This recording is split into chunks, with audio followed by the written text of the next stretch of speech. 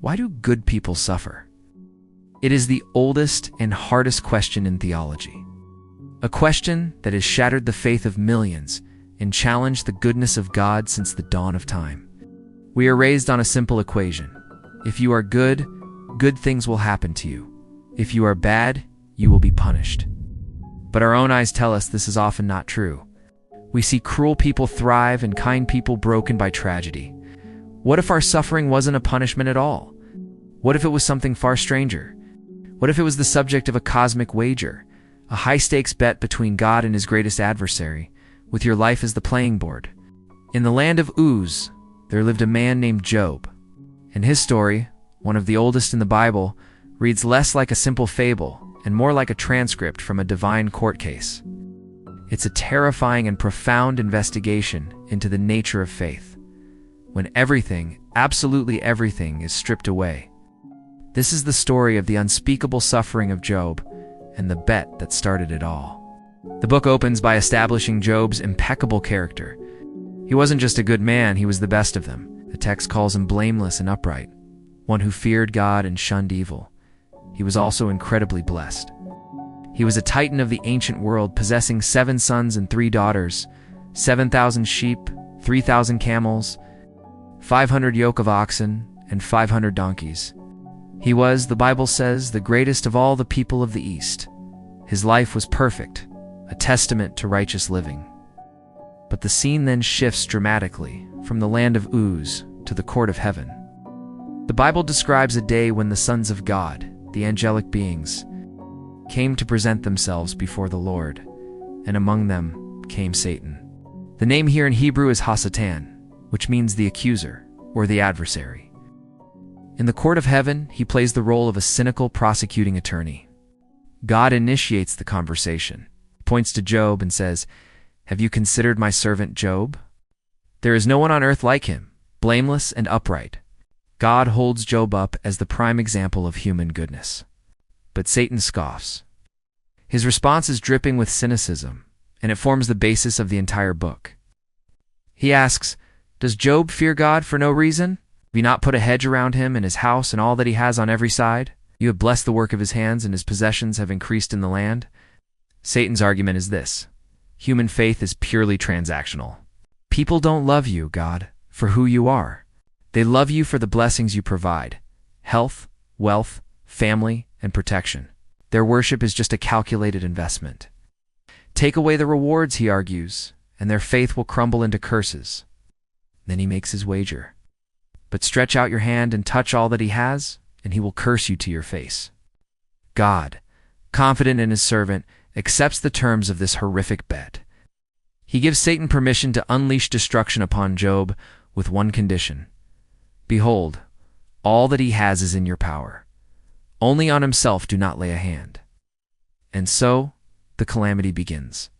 The assault is swift, brutal, and total. One day, while Job's children are feasting, a messenger runs to him, breathless. He says the Sabaeans attacked and stole all the oxen and donkeys and killed the servants. While he is still speaking, a second messenger arrives. It says the fire of God fell from heaven and burned up the sheep and the servants. This wasn't just a raid. This was a supernatural event. While he is still speaking, a third messenger arrives. He says the Chaldeans formed 3 raiding parties, stole all the camels, and killed the servants. In a matter of moments, Job's entire fortune, the source of his worldly power, has been wiped out. But Satan saves the most devastating blow for last. While the third messenger is still speaking, a fourth and final one arrives. He says, "Your sons and daughters were eating and drinking wine in their oldest brother's house.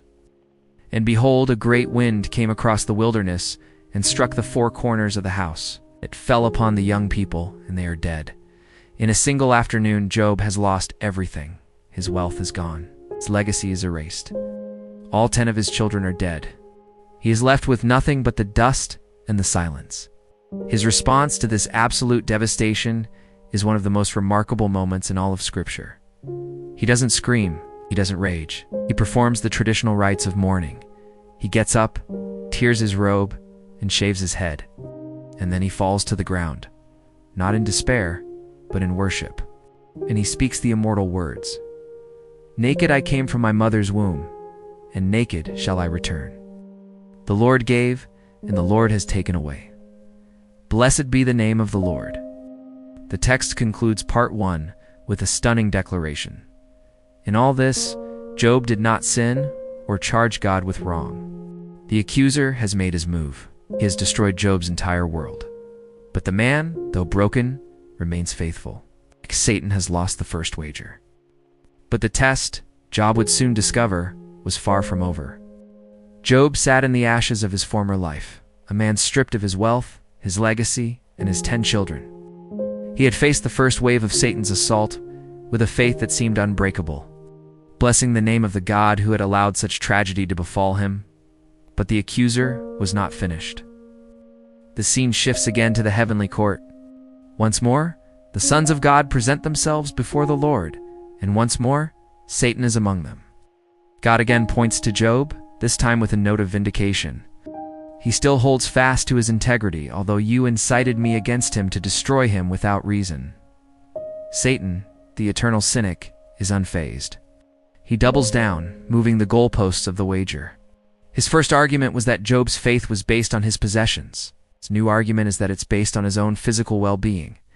He delivers his second, chilling thesis. Skin for skin. All that a man has, he will give for his life. He is arguing that a man will gladly sacrifice his children and his wealth to save himself. True selfishness, he claims, resides in the body. So he proposes a second bet. But stretch out your hand and touch his bone and his flesh, and he will curse you to your face.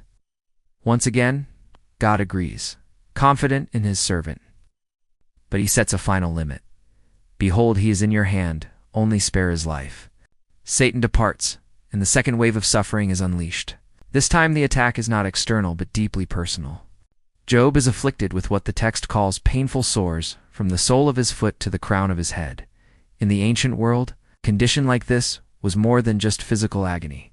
It was a mark of social and spiritual damnation. It would have made him ritually unclean, an outcast. The man who was once the greatest in the East, who held court and was respected by all, was now a pariah, driven from his community. He sits in a pile of ashes, a sign of utter degradation and mourning, scraping his open, weeping sores with a shard of broken pottery. He has lost not only his family and wealth, but now his health and his social standing. He has truly lost everything a person can lose. It is here that he faces his most intimate human temptation, and it comes from the one person left to him, his wife. We must remember, she is not just a secondary character. She is a woman who has also just lost all 10 of her children. Her grief is as deep as his. Seeing her husband, the last remnant of her old life, now reduced to a tormented figure in the dust, her own faith breaks. She comes to him and says what Satan could not. Do you still hold fast to your integrity? Curse God and die. This is not just a nagging complaint. This is the voice of profound, rational despair. It is the cry of nihilism. She is saying, look at your life. Your piety has been rewarded with ruin. Your integrity has been answered with agony. The universe is clearly not just. It is a cruel and meaningless machine. Give up this pointless faith. Curse the God who has either abandoned you or actively hates you, and find the only relief left to us, the oblivion of death. It is the ultimate temptation of meaninglessness. Job's reply is his last stand of simple, unwavering faith. He rebukes her, saying, you speak as one of the foolish women would speak. Shall we receive good from God, and shall we not receive evil? The Bible again concludes, in all this, Job did not sin with his lips, but his trial by human wisdom was just beginning. 3 of his friends Eliphaz, Bildad, and Zophar hear of his calamity, and make a journey to comfort him. When they see him from a distance, he is so disfigured by suffering that they don't even recognize him. They begin to weep aloud, tearing their robes and sprinkling dust on their heads. And then they do the most compassionate thing in the entire book. They simply sit with him in the ashes, in total silence, for 7 days and 7 nights. This silence is profound. In a book that is almost entirely dialogue, this initial act of shared, wordless grief is the last moment of true friendship and empathy. They don't offer platitudes or explanations. They simply share in the presence of his suffering. But after 7 days, the silence is broken, and with it, their wisdom fails. Job is the first to speak. He doesn't curse God, as Satan predicted. Instead, with a torrent of heartbreaking poetry, he curses the day of his own birth. "Let the day perish on which I was born," he cries. "Why did I not die at birth, come out from the womb and expire? For now I would be lying down in peace. I would be asleep and at rest." This raw cry of anguish is what prompts his friends to speak. And this is where their mistake begins. Hearing his pain, they abandon their silent empathy and decide they must fix his problem with their logic. For the next 35 chapters, they will relentlessly lecture Job, all of them operating on the same simple transactional worldview that Satan holds. Their argument is a cruel calculus. God is just. God rewards the righteous and punishes the wicked. You are suffering profoundly. Therefore, you must have committed some secret sin to deserve it. Their attempts at comfort are actually accusations in disguise. They're trying to force Job into a false confession, not for his sake, but for theirs. His innocent suffering has created a crack in their tidy, predictable universe, and they are desperate to patch it up, even at the cost of their friend's integrity. And so Job is now trapped. He is afflicted by God, tempted to despair by his wife, and now he is accused by his own friends.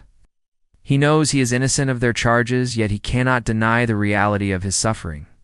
This sets the stage for the true wrestling match of the book. It's a battle that rages within Job's own soul. Is his faith purely transactional, as Satan and now his friends believe? Does he only love God because he expects blessings in return? Or can a human being trust God for no reason at all, even in the face of unspeakable, undeserved agony? Can faith survive when it is stripped of all its benefits, left with nothing but the silence of God in the whirlwind of suffering? That is the true bet, and the question that the story of Job leaves for every generation to answer.